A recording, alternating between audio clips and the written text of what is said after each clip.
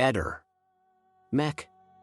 Pallister. Sabato 25 novembre. Oggi è Santa Caterina d'Alessandria. La frase del giorno è: visto dall'interno, niente è completamente vuoto. Accadde oggi, 25 novembre 1990, caduta dell'elicottero dell'Agip con a bordo 13 lavoratori, tutti deceduti nello schianto del velivolo in mare, al largo della costa di Marina di Ravenna. Lo sapevi?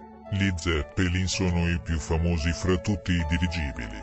Erano immense aeronavi che, negli anni 20 e 30 del secolo scorso, collegavano regolarmente la Germania con gli Stati Uniti, in meno di 5 giorni, e perfino con il Brasile. Erano veri giganti dei cieli che sfioravano i 250 metri di lunghezza, quasi come il Titanic. Ehi, non dimenticare di iscriverti a questo canale.